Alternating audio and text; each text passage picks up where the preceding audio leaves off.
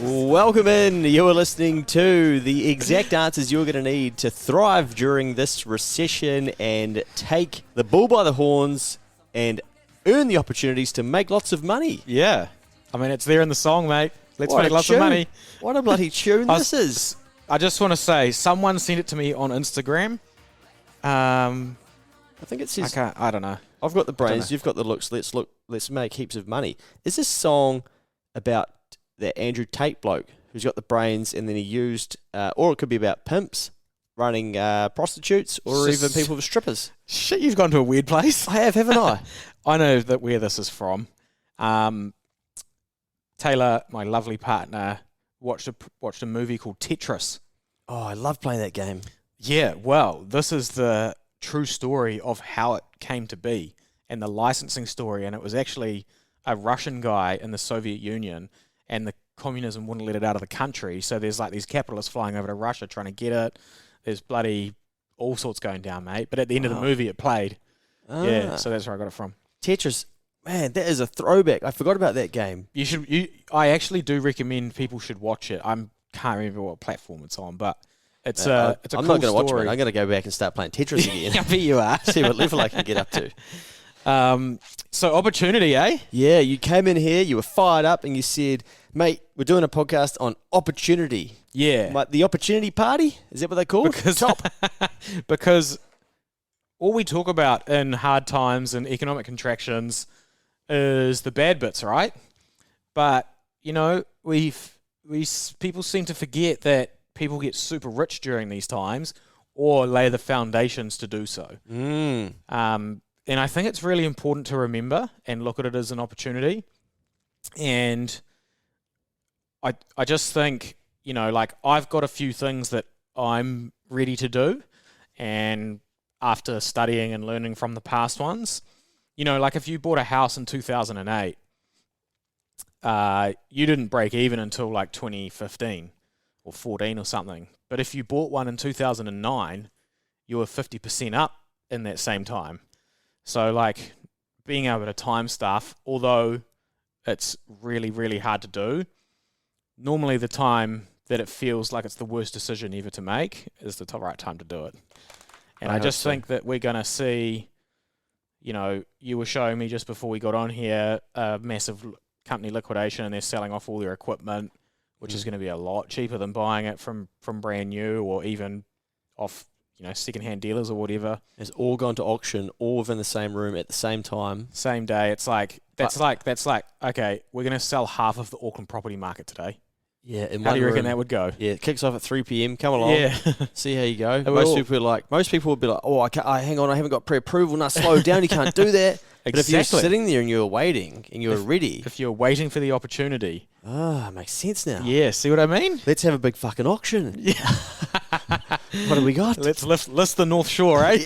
North Shore, you're first. Wow. I think it's important to recognise that it's kind of like one man's trash is another man's treasure. One man's pain is another man's gain, right? You're going to be buying or doing something in terms of a return on something that is going to be probably ruining someone's life. So if you go down that road, you have to recognise that it's probably not a nice thing to be a part of.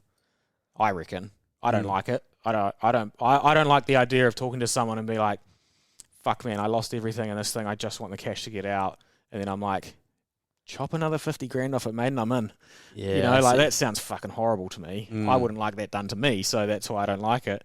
But I also think that just in terms of assets and houses and cars, like me personally, because I'm a car person, I watch the car market a little bit, and I've noticed prices coming back, and I know why, because the car prices were so inflated because they were full of debt. You know, the cars weren't selling for that price because people had that money in their bank account in 2021 because they didn't have it in 2020. So where did it come from? You can't make that in a year. So now that they're coming back to reality, they're coming back, and then someone somewhere I know will not be able to afford the payment, or something pops up in their life and they need the money, and I'll be the one ready to buy it. and it's a special car, and I've wanted it for a long time. I know exactly what I want, what colour, everything. I'm just waiting for it to pop up. Is it a Lamborghini Hurricane? No. Oh, sorry, this is different. This is a different story. So that will happen, but you have to be so patient, and you have to have your own guidelines. But that's in terms of like assets and things. I also think there's opportunities. There's never a better opportunity to build the base than in a shitty time than to build your team around you and start the process of building your future. Okay, before we get into that, Yeah. we just skimmed over basically a massive lesson. So, because I think for a lot of people, they'll be going, but where's my opportunity? What is my opportunity? So you've identified that you know an area that you're really smart about, right? Yep. Cars and stuff. So then you've got an ability to spend time on it, and you can see the opportunity. And 100%. then also you've got an ability, you're going, well, I've got myself in this position to be able to take advantage of it or step into this opportunity, but also you've got the patience, and you're saying you'll know when the time is right. Yeah. How will you know when the time is right? Because it'll be too good to be true. Gotcha. Yeah. And then with our gut, because when it's usually too good to be true, we probably then think, fuck, it probably is. Yeah. But it's because it's happening in a time where basically it's you know that actually it's probably too good to be true, because that's compared to 3 years ago when anybody could have. I'm going to give some people the tip. When there are banks collapsing and construction companies going under and all of this stuff, and then the house prices are dropping, and you think, holy fuck, this is it. Humans, to believe that this is the end of, society or anything so bad that you think it can't recover, is to believe that human greed will no longer exist. Chances. Not a fucking chance. Yeah. So there will be a bottom in the market at some point, and, I don't care about timing it perfectly. I think going back to that sort of, there's a lesson there, and you don't need to know exactly when the bottom is. The right opportunity will pop up, because buying the bottom of a car market, I'm buying a car. The bottom of the car market might say this car is 30 grand, but if it's a really, really good one, I might be prepared to pay 35, but the person might be in such a fucked up scenario, he needs 25 grand by 5 o'clock today. So you never know. Like there's all these little variations. I'm just talking about a general picture of it. But I guess what I'm trying to point out is that everybody will be able to identify an area in their life where they can find an opportunity. 100%. And it might not be trying to flip a car. No. Because that's what's going to work for you. Yeah. It could be, shit, I'm the only person willing to do overtime. I'm the only person willing to do the Saturday work. Oh, I've noticed that the more of these we sell, the more my company makes. I wonder if I could try and sell a couple of them too, and I don't even really work in sales, and I could wonder if I could ask for a commission. Yeah. You're going to have to identify individually, where is your opportunity, what is your opportunity. Yeah, I've written down in my notes here for this, I said you need to have guidelines for yourself and stick to them. Normally it's writing down your strengths and weaknesses, then deleting everything apart from your top 2 strengths, focus only on 1 or 2 and make those your niche things. So those are, because that is where you want your opportunity to pop up in the category that you are strongest in. So if you're, I don't know, what would be your strengths? What would one of your top strengths be in your strengths test? Winning people over. Yeah. Including people.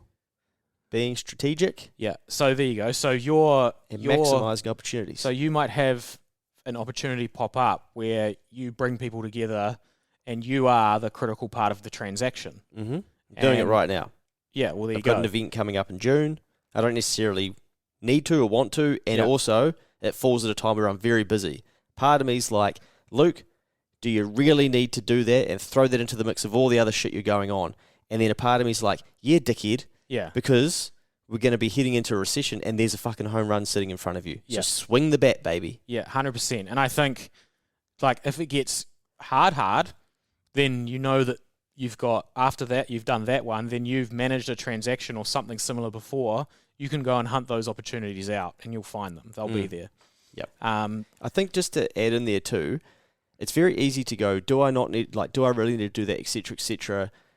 I've been able to learn what sort of energy I can go to. And I've been in times where I've had just absolute chaos of shit to deal with, and a little bit of me lights up and goes, brilliant, let's go. Yeah. Whereas I know a lot of people would go, fuck, get me out of here. I do that first. Yeah.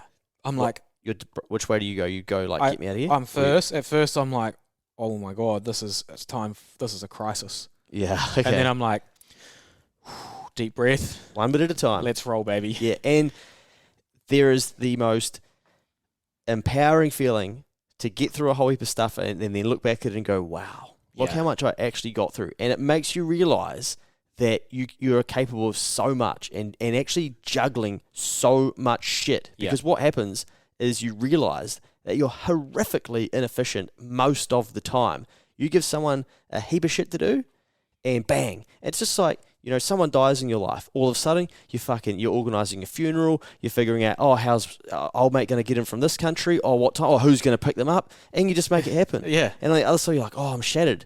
Well, of course. But you didn't go, sorry, guys. Don't know if I'm going to have the energy for that. Seems really fucking inconvenient. Could we just push that death off down a fucking month or two? That'd be handy. It's not how life works. Yeah. I saw someone I follow, I think it was Instagram, talking about how she sat down with her team and said, you guys aren't going to like this, but the stuff that we expect you to do in a day, we're going to cut it down to an hour.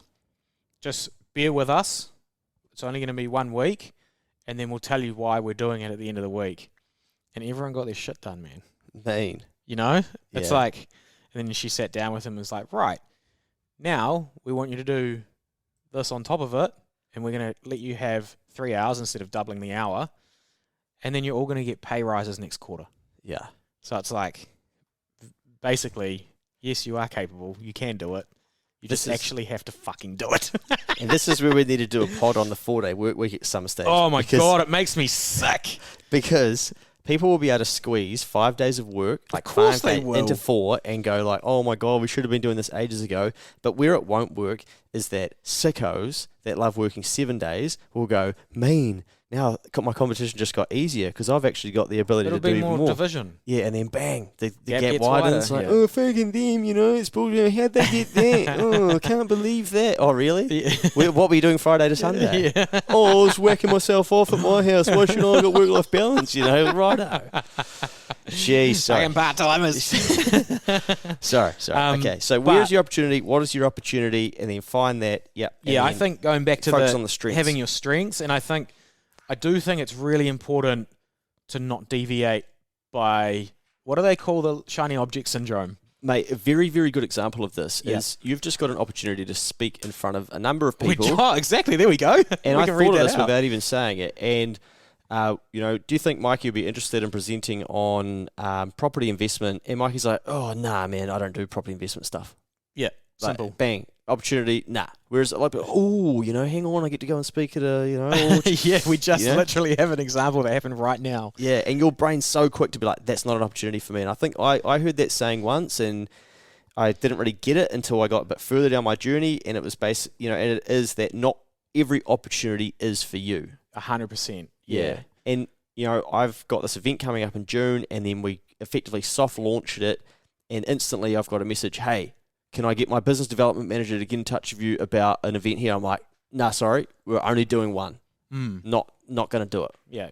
Because I don't want to then... And it's one of the hardest things to do. Yeah, say no. To get to the point where, I instantly answered you no on that question about doing a presentation to, sounds like very reputable people. It takes a lot of practice to get to that point, eh? And the thing is, you could go and do that, and you could do that presentation. You'd probably get work out of it. Guaranteed. But you don't guaranteed. But you don't need to, because it's not actually. No, but I won't like doing the work, and then what's the point of going to work? Bingo. Yeah. So you have to.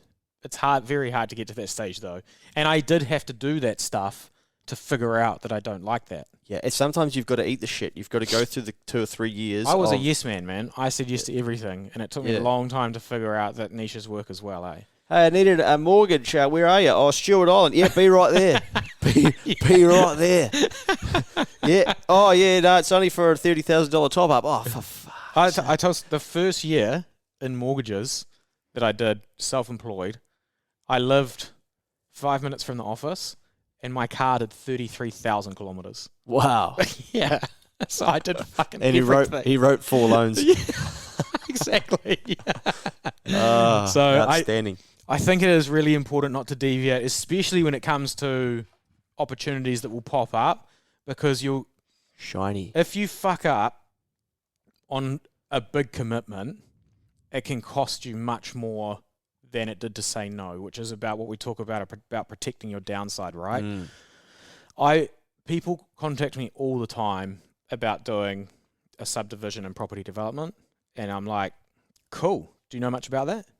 Oh, my mate John did it once. Yeah. Or his dad did anyway, but no, Yeah. John watched him. He grew up around it. It's the biggest shiny not that object hard. in New Zealand. Like, all these people that have had property more than 10 years have all got 1,000-metre sections or whatever they are, 800 metres, and they can be subdivided. You know, the unitary plan comes in and everyone thinks it's going to be a millionaire.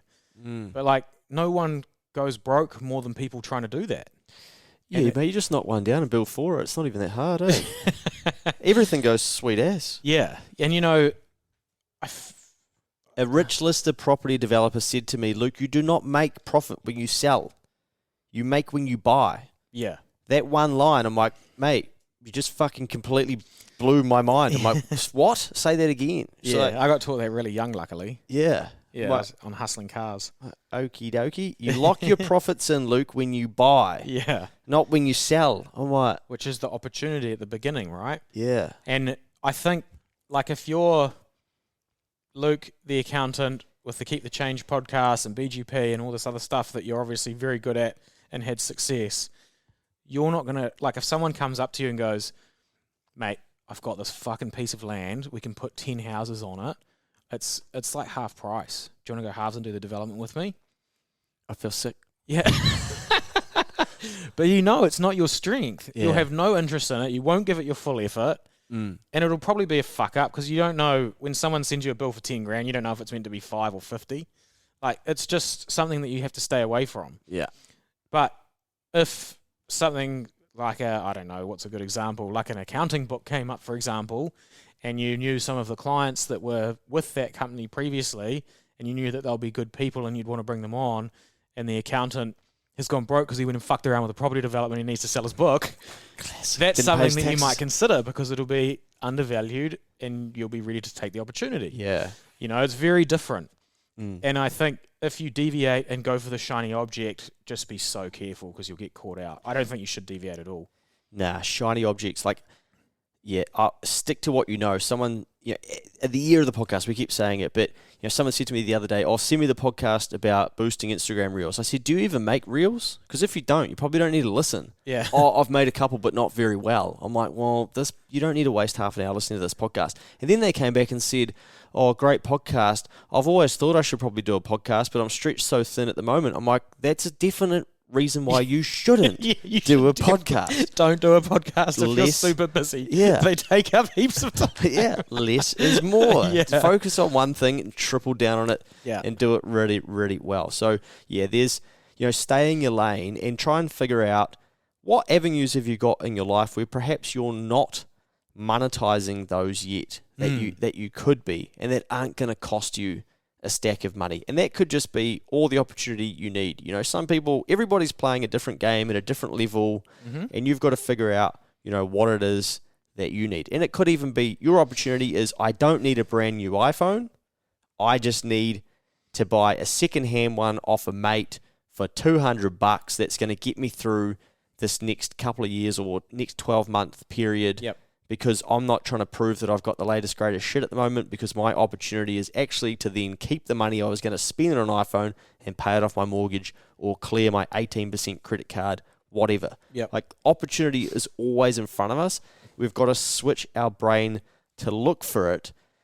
I do believe, and I've been thinking about this recently, that we've been almost conditioned in a way to trick ourselves into thinking, yeah, but why should I have to? And I saw this on LinkedIn recently when ANZ were basically saying, look, we've been saying for years, save for a rainy day, and Kiwis still aren't. And I had the saying that I had very poor taste and released during the flooding, and then I clicked and was like, fuck, delete this isn't very smart. And it was not because of the flooding, it was just literally going through our mind. I'm like, we don't save for a rainy day, we borrow when it pisses down. Yeah. And that's actually what we've conditioned people to do.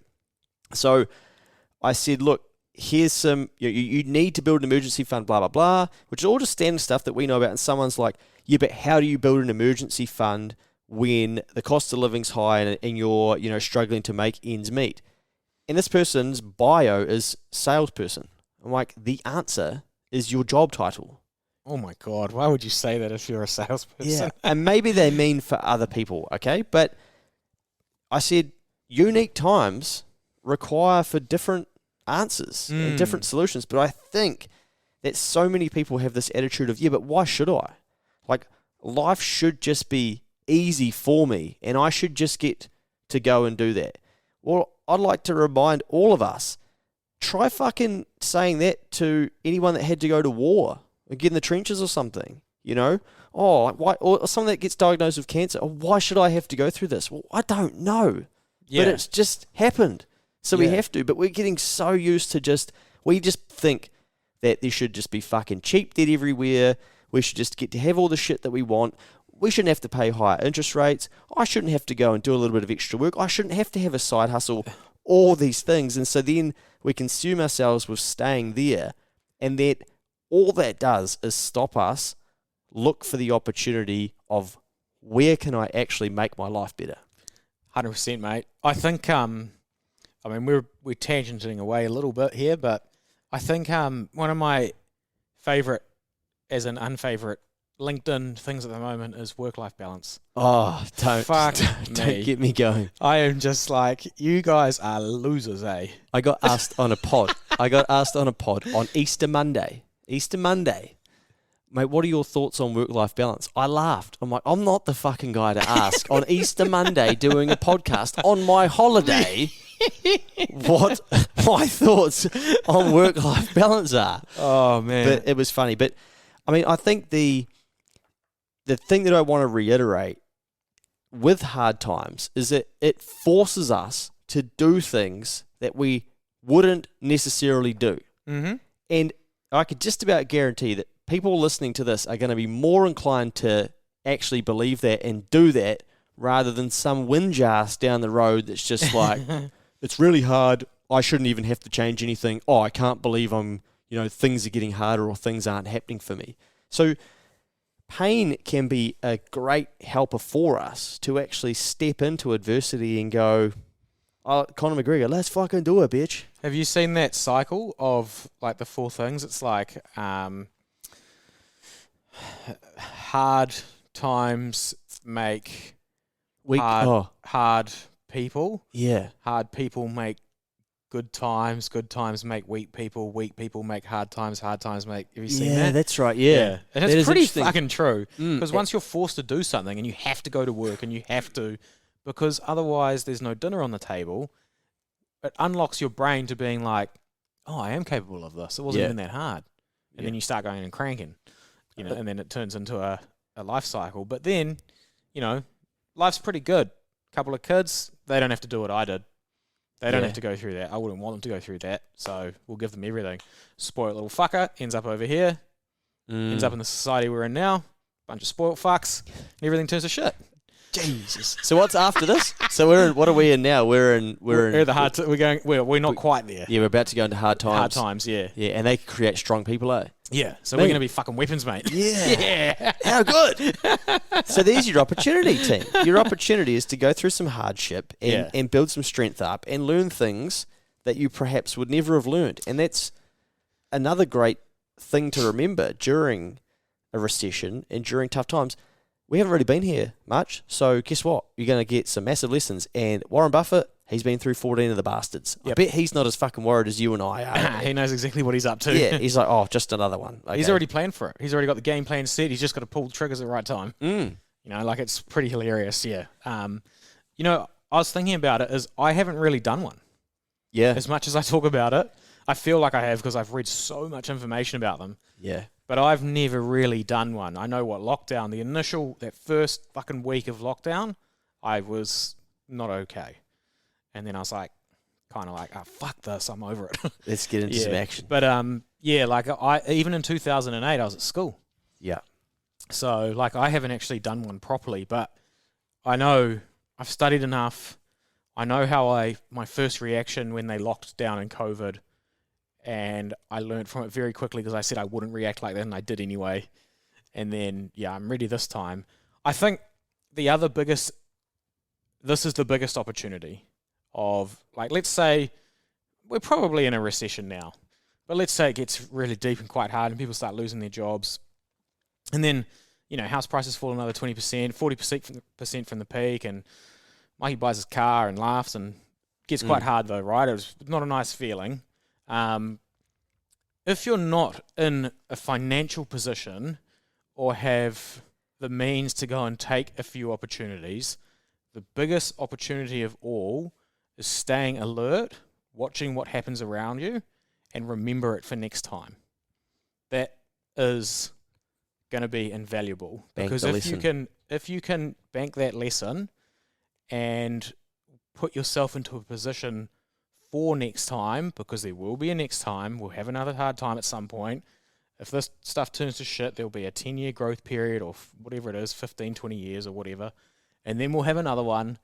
And if you are ready that time, you can add a 0 to your net worth. And I think it's really important to not let that opportunity slide by, because that's the biggest one. Bigger than fucking Mikey buying his car. Yeah, you might even learn things through the process that you can take into future versions of yourself that aren't even in economically recession times. 100%. But you go, I learnt that during a recession, so now I might be in business, or I might even be going to do all this work for my neighbour, and they're real good buggers, but I might just, I won't worry about asking them to pay me. No, you know what? I saw people get burnt like that in the recession. I will be saying, hey, mate, I'll only do this if you pay. I need you to pay half up front or something. Yep. Oh, that's what people do in business. No, it's not about that. It's literally, it's just the same concepts that you can plant into your life. Like when you're going to get a job, if you've got really good experience in a similar role, that person is more likely to hire you. Like experience does have value. So if you can only if the experience is good experience and you make it count. So if you go through the hard time and revert to like below the line behaviour and don't soak it in, don't purposely learn about yourself, and don't watch how others react and then record all that in your brain and save it for later, then it will be a waste of time. Yeah. But it's not. There's a big opportunity there. I love seeing how markets and things react to certain news. I love seeing how people react to the bank thing. Like I knew when we did the OCR podcast and had the banking collapse on Friday or whatever, that the Treasury of the United States was going to back it basically. They're like, yeah, we're just unlimited insurance on all deposits. Fuck it. Yeah. Which means, like I said, it's going to be a fart in the wind and everyone won't be talking about it in 2 weeks. And that's exactly what happened. But at the time, the amount of messages I was getting, man. Yeah. Whoa. Do you think Westpac could be next? Yeah. All of this crazy shit. Yeah. We might have a proper banking collapse at some stage, but that wasn't it. But I really like to look how people work and think like that, because I know how I would react in that scenario. I don't react badly in that scenario now. I go, right, let's find the data of what counts, and I'll learn about it quickly. Yeah, okay. And then I'll be like, I'll make my decision after that if I have to withdraw my deposits. Yeah. And being able to be into that position where you breathe, think, sometimes sleep on it, and then make the call on what you're going to do, and training yourself to do that, and then watching how other people do it, you'll take that to the next time there's a big recession or downturn or whatever you want to call it, and you'll win in that one if you don't have the means to win in this one. Recently, in the last 30 days, I've made 2 deposits into an investment type fund that is, on the face of it, relatively risky. And I'm not talking crypto here. No. And I made my second deposit today, and I know everything that's going on in the economy, and I know what these funds are getting deployed into. This is typical Luke, though, eh? Yeah. I'm getting in right at the top. Right at the top. And I'm thinking, fuck, is this a smart thing to do? And I go, well, look, that's just getting deployed, and I take myself 6 months down the road and go, well, I wanted to get more in at some stage. So all I'm going to have is hindsight version of Luke eventually being like, shouldn't have done that. but I'm going to have the lesson if it ends up like that. However, I'm ready to, I'm willing to take that risk, and I look at it and go, well, there's others that are going to be doing the exact same thing. So when people start to say to me, what happens to my KiwiSaver if the US dollar goes under? And I'm like, dude, you've got 22K in your KiwiSaver. Fucking chill out. Yeah. Yes, it's going to suck, but everyone's going to be fucked. Yeah, it'll be the least of your worries if... Yeah.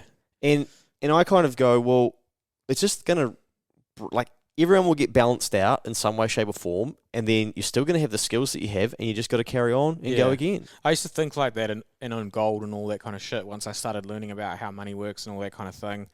But at the end of the day, if you can develop...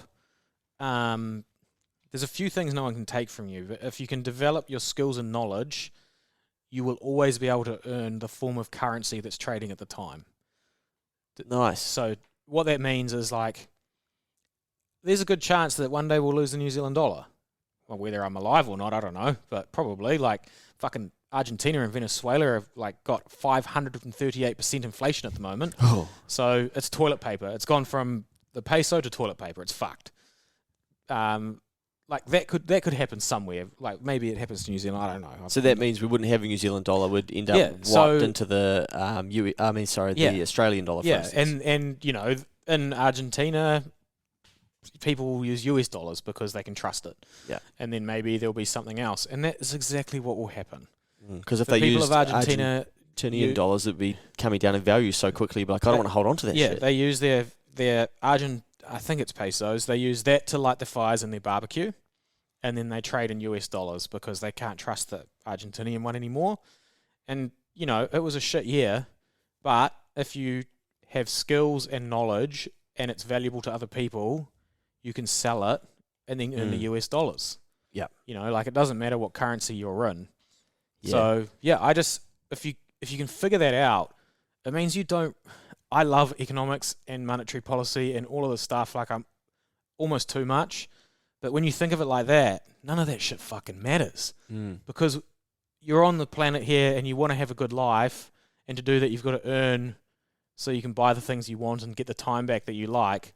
But the only way you can do that is by improving your skill and knowledge and then selling it. And helping people. And having an epic reputation along the way. And they will pay you.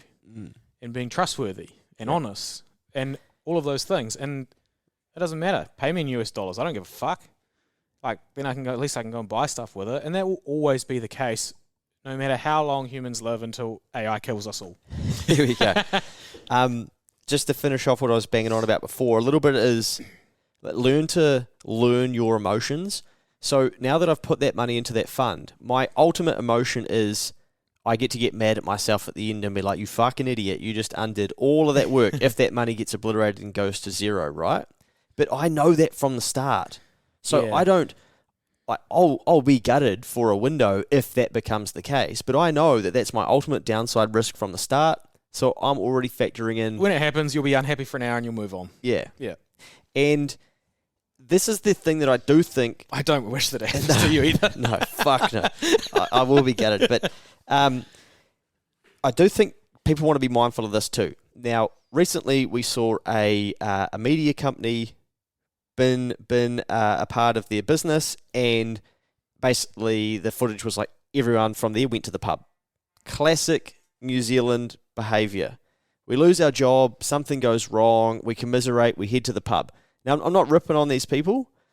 What you need to be very careful of, whether it's a breakup, whether you lose your job, whatever, we'll default to, how can I fucking take the edge off? And I tell you what, do not stay at that pub any longer than you need to be. Because there'll be a percentage of that group who say, I'll meet you here tomorrow. And then they meet you there Sunday. And they go, well, I got no fucking job, so I'll meet you there Monday too. And then you get there on Monday, and there's only a few of you. But what are you talking about? Oh, fuck, look at these dickheads that have to work now. Oh, fuck my employer. They were an asshole anyway. I don't even know if I want to get another job. And then you're in the rabbit hole. Then you're in the spiral. Then you're resenting your family. Then you're resenting your friends that are having a crack. So this is going to happen around people. People are going to lose their jobs. And you are going to be surprised who's going to lose their job. There will be oh my God, did you hear about that? And if you stay too close to some of these people who haven't learned to manage their emotions and built a plan for their worst case scenario, i.e. learning their job, there's a chance that they pull you in to get you to help them navigate the time that they're going through. Now, I'm not saying don't be a good friend to your friends. I'm saying don't sacrifice what you could have in your own future by thinking you have to sit around getting on the piss, slagging off people, slagging off employers, going, yeah, what the fuck's the point of this anyway? And then unwinding yourself and then finding out the same thing happens to you. Then you're going to carry it on, and it just continues to get bigger and bigger, and you'll find more and more people that are in that sort of camp, and your life will just get harder and harder. No one's thinking about that, are they? Nah. Wow. I was just thinking, as you were talking, I was thinking about times when I've reverted to the pub, and I've definitely done it. And I definitely went back the next day too. Yeah. And you definitely want to break out of that cycle. Yeah. Man, I'm not like judging people. I'm like, because I've done this shit. Yeah. And then I get to look down on myself. I'm like, oh yeah, fuck, that probably isn't smart day 3. Yeah. But you know, you can see this. And I think it was Cameron Bad Guy who sent me something the other day about how he's like, I don't even know if Kiwis are ready for the hardship because we haven't had shit. He's starting to get loud, eh? Yeah. I feel like he's getting to the point where he's like, no one's listening. Yeah. I'm telling you. It's starting to get real grungy. I think what it will take is for the odd person, for one of their friends to lose their job, and they'll go, oh shit, okay, that's interesting. You know, I didn't think they'd ever be able to lose their job. What's going on there? And that's where, again, like keep change mindset type people, they'll spot this in themselves, and they'll be able to get themselves out of it. But so many people will default to fucking greed. I saw this the other day with the amount that the CEOs get paid. Yeah, corporate greed, all this shit. Like, the point of a company is to make fucking money. That's why it was started. And the reason they get paid so much is because they've met their metrics, and they're not even getting that money. They're getting shares and all sorts of different shit. We won't even go there yet. But you get this like, no one deserves over 100K. It's like, okay, well, fucking, do you want to go do the job then, mate? You know, like you would get chewed up and spat out. You can't even run your own life, and you're saying you'd really run a company. Anyway, and also, you know, like, why don't they just get paid less and give all the money to the staff? There's all these wild expectations of how the world should work. Yeah. And the unfortunate thing about economics and monetary policy and interest rates and banks is like they don't give a fuck about your Instagram comments or your feelings. They're like, oh, you've missed your mortgage for 6 months. Get the fuck out of your house. We're going to sell it because this is a bad debt and we'd like to recover that. Oh, you're upset about that. Well, you missed the 4 warnings we sent you.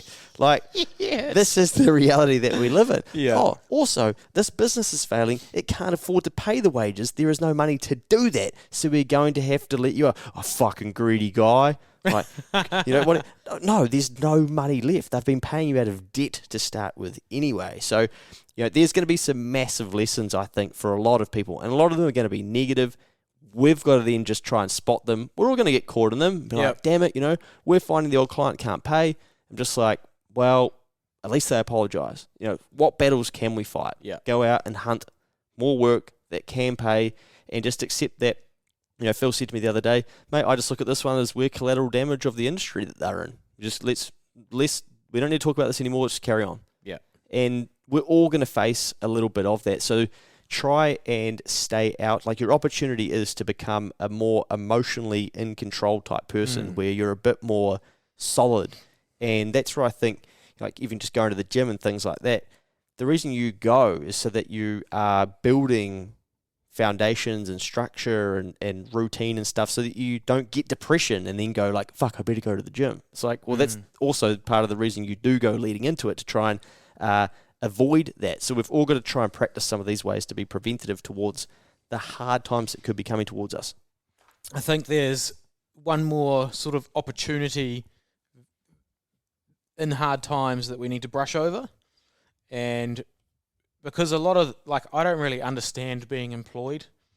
I only understand being self-employed. But I can tell you 100% as an employer, if you are an employee and you've got a human boss, it's like you can deal with them and talk and stuff, bosses will recognize through hard times loyalty and commitment.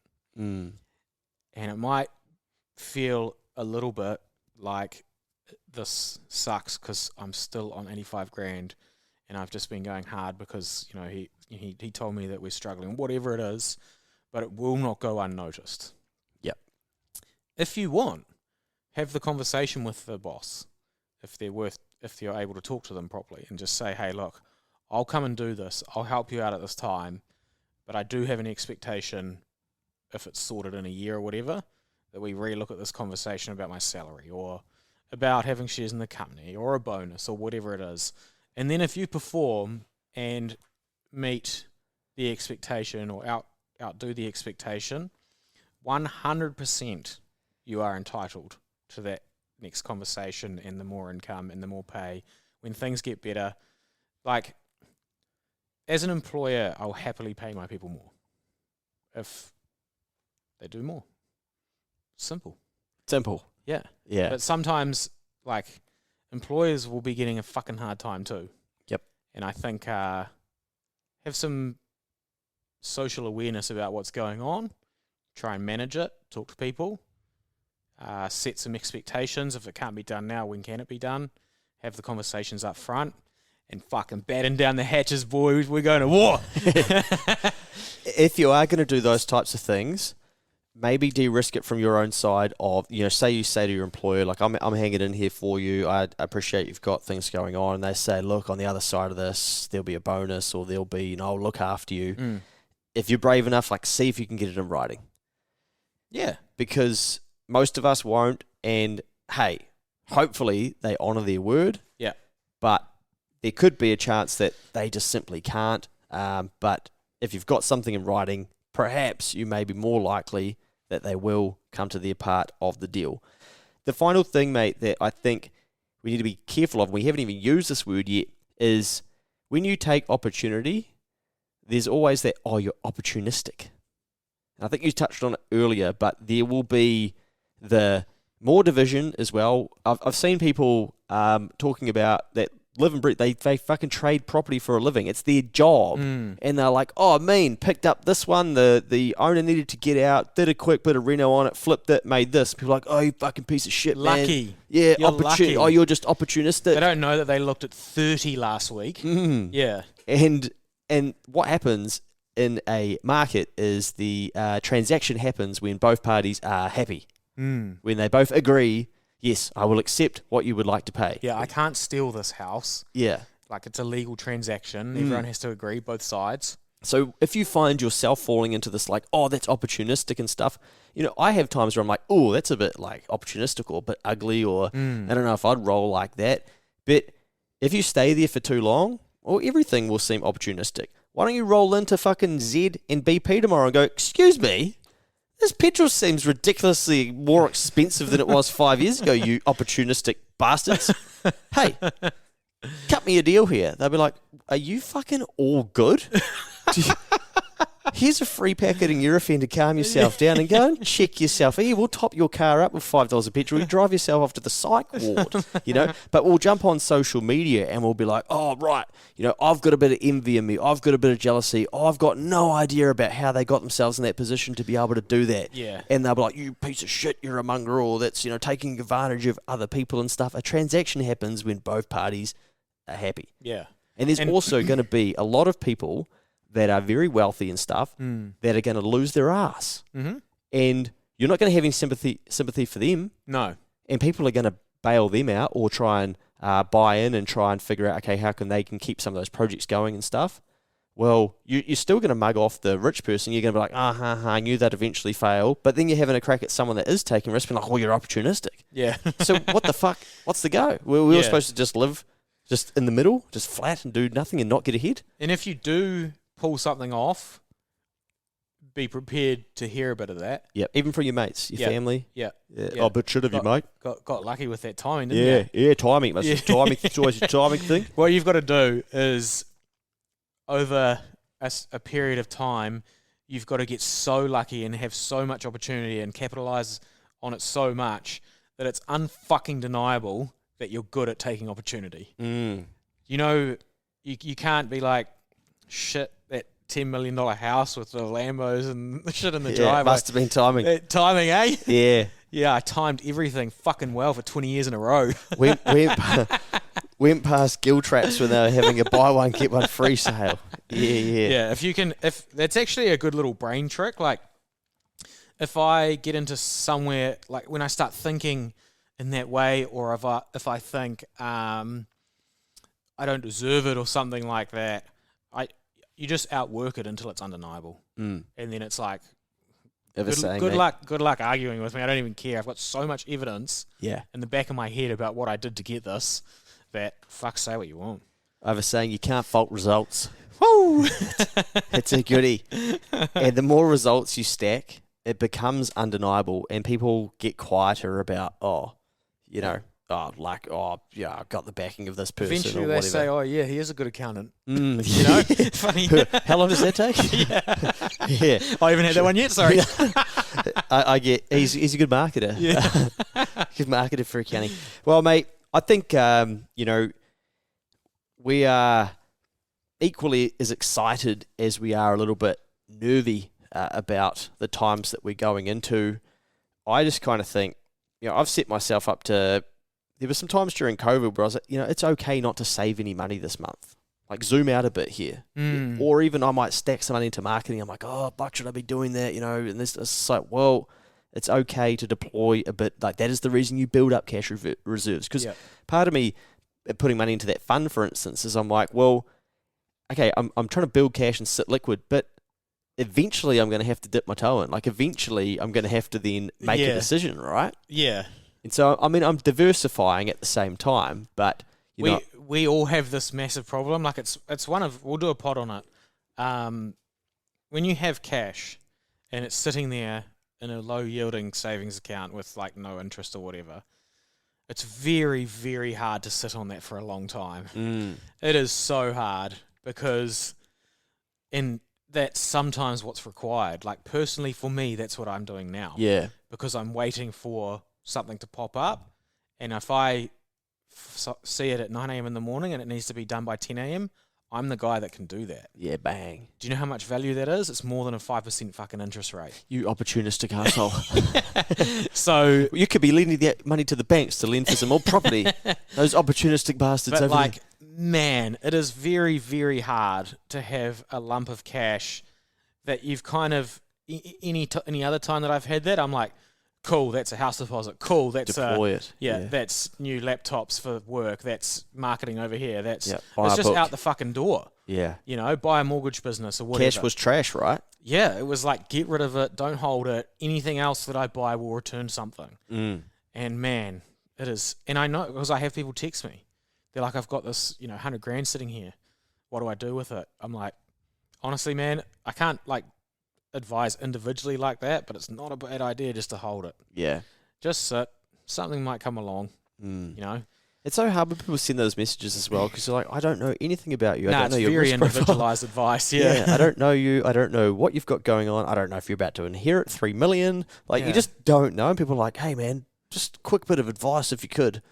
Like, I've just started replying. I need to make a copy and paste, like, sorry, I don't give financial advice. I mean, that's usually what I say, but yeah, I don't think people grasp that there's so much more going on to making decisions. And it's even hard for us to articulate the decisions that we're making. It is really hard. And even if you got an inside look at every single move I make, like the day after, you would still get it wrong because I can change my mind on something really, really large that I've put 2 years worth of effort into thinking about in 10 minutes. Yeah. Because I've got so much effort and time put into the process of how it will go, and then something might change and it changes the whole scenario. I'm like, oh, cool, money's out of there, bye, boom, done. Yeah. And then like people, if I said like go and buy, this fucking crypto or whatever, shitcoin, and then they did that, but then I found out some information that they didn't find out, and I was like, oh fuck, and they'll come back and be like, I went to zero. I'll be like, oh yeah, Celsius. I fucking know. This is true. But like, I took that out, man. Like that was going to zero. Like, didn't you see this and this? Like, you'd never be able to. So you have to do your own thing. Yeah, 100%. And you have to put your own effort in and find out your own risk tolerances and things like that. And Yeah. ready for it. Yeah, I think that's a good thing to touch on actually. Like if you get yourself to a point where you're making some more corner, you've got some cash, you've paid off a car loan, now you're sitting on a little bit and you're like, do I pay off that credit card or do I invest it or something? Like don't delegate that responsibility out. Like it's good to go and get financial advice. People are usually doing that when they've got quite a bit of coin. They're like, fuck, now I'm out of my depth. Part of going through the process is actually making your own mistakes or figuring it out for yourself, and then also being able to write a quick little spiel for someone and be like, this is why I did this. And then someone might be like, well, that's cool, here's how I perhaps would have looked at it. People are saying to me at the moment, hey man, Squirrel have got an on-call savings account, it's 4%, it's great. And I'm like, oh, I could probably do some content for that. But then I'm also like, oh, fuck, I don't know anything about Squirrel. If people then go and invest in that and that thing blows up, they're going to be like, mate, what the hell happened there? And I'm going to be sitting there going, oh yeah, well, I don't even use it. And they'll be like, oh, well, didn't you talk about it? Yeah, the reason I don't use it is because it's interest, so I'm going to get taxed at 39%, so it's probably not a good place for me to park my money, even though for most people that aren't earning over 100K, maybe that it is a good place for them to put their money. But I just don't know enough about it. So we've all got to go and explore. There's the plug anyway, Squirrel.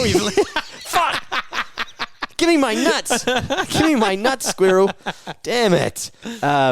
But yeah, like I've just noticed that as interest rates have gone up a bit more, I'm starting to get people say like, oh, have you looked into this thing you can invest in? But it was the same a year ago, and people are like, hey, are you doing anything crypto? Or maybe even 18 months ago, it was someone said it even the other day, hey, do you have any share tips for me? I'm like, no, no, I do not have any share tips. It has to be a lot of those decisions really have to be your own. Yeah. And you have to do your own research, because it's otherwise, you won't know when it's a good time to get out. If the goal is to get out at some point. I've turned into a bit of a sicko where, because shares you can obviously fractionally invest often, I'll hear someone so compelling about this. I can't believe more people aren't looking at this company, this magnesium Whenever thing. I hear that, my instant reaction is, how do I short it? Well, this is going to be great, because this is where this leads to, basically. So now what I do is I put a little bit of money into my Sharesies, and I think, I'm going to buy a bit of this just so I can keep an eye on the price. And guess what happens just about every time? They go back by at least 30%. Yeah. And I think, did I buy at the top again? Likely. Yeah. Or what data don't I have that they have? Like, exactly. They could come back to me in 10 years and be like, bro, did you crush it on the magnesium? I'll be like, mate, I take 2 every night, mate. No, I'm talking about the share. Oh, nah. I fucking told you in 2000 and whatever. And it's much like me with my A2 milk thing, right? Yeah. Like, but it didn't happen because it took the money out, or then KiwiSaver wouldn't let you get in. So, you got to be really careful, because you're never going to have the full data set. And I think we did a whole pod on that about how you're never going to have the full data of how someone is making a decision when you're watching something on a social media post or whatever. And I think there was all this economic data that came out, and I think it might have been one of the big investment banks were doing a presentation about everything happening in the economy, and it was like, we're predicting this. And then the next weekend we had the Auckland floods. Yeah. And then they had, sorry, like, you just need to know before you watch this, this was recorded prior to the floods. Yeah. Like, all of this information is now null and void. Yeah. My favourite one at the moment about that kind of stuff, and I put it in my newsletter yesterday, is how all of the forecasts, every single one from all of the banks and all of the Reserve Bank meetings that they put out, have this beautiful downward slope back to the 1 to 3% target range for CPI by 2025. Mm-hmm. And never once in history has it gone down in a beautiful smooth line. It's always a big giant zigzag. And to believe that CPI will be, once it's gone above 6%, and then to believe it will go back below 3% by 2025 is to believe that it's the fastest ever in recorded modern history. Wow. So... And if I just take you back a year ago, mate, these predictions, were that inflation would be coming down and back into the acceptable range by mid-2024. So it's very interesting now that people are floating around the word or year 2025. The year before, it was transitory. Oh.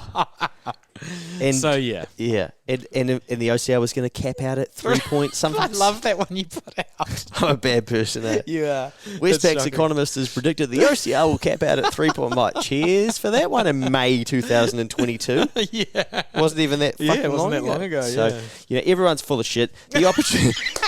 The opportunity for you is to look at what banks are testing interest at and go, well, good enough for the bank, good enough for me. So why don't you set yourself a goal? If they're going, right, we're going to test if you can get this borrowing at 8 to 9%, why don't you even just add 2% on to your interest rate and go, that's my target. I wonder if I can find another after-tax income of that 2% of my total debt over the next 12 months. And that doesn't mean a dividend of a share. That could be renting your spare room out. It could be selling, doing extra hours. It could be overtime. It could be anything. Like when I talk about, I get caught up because I talk about investment, but I also mean like into business. Yeah. Everyone thinks investment is like buying Bitcoin or Tesla or a house, whereas I think of it in like everything. Yeah. Yeah. So just, think of a return, what you can get out of it. Average loan in New Zealand, I think, is 400 grand. Is that right? Roughly around that. Might have gone up a bit. 450 or something. Yeah. Let's say it's 400. Okay, let's go 450. So let's say $450,000 loan, and you go, right, I'm going to try and put a 2% buffer in. What is 2% of $450,000? It's $9,000. Jeez. Okay. All of a sudden, it doesn't sound as scary as, fuck, my interest rate's going to go up by 2%. What's 9,000 divided by 52? All of a sudden, needed $173. It's quite achievable. After tax each week. It's quite achievable. Yeah. Overtime, border, flatmate. Yep.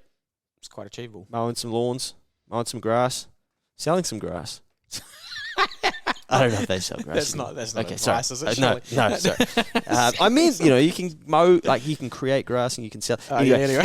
Whatever you're into out there, people, it's all good. But yeah, you want to look at your own opportunity. Where's your opportunity? What is the opportunity? And make sure, like Mikey says, that you've got to have a framework for deciding that you can pull the trigger and you're like, this is my opportunity. Yeah. Yeah, I think looking around and scanning for opportunity is not the way to do it. Pick your strength, imagine what would be a good one, and then wait for it to pop up and be patient, which is really hard to do, but just definitely it's the way to do it. Yeah. Well, mate, that's been a goodie. We've cracked an hour there of ripping into opportunities in the recession. You've got a big opportunity and responsibility to look after yourselves too, team, because there'll be a lot of people that will be fatigued, they'll be running out of energy, they'll be worried, they'll have anxiety, you name it, it's going to be going on out there at the moment and going forward. So if you've got a little bit more to give, then maybe your opportunity is to step up in your family, in your community, in sports groups that you're a part of and go, you know what, like life isn't too rough for me at the moment and I've got a little bit extra to give, so I'm going to add that back into the spaces that you're involved in. And 100%. I'm sure people are going to massively appreciate that. Yeah.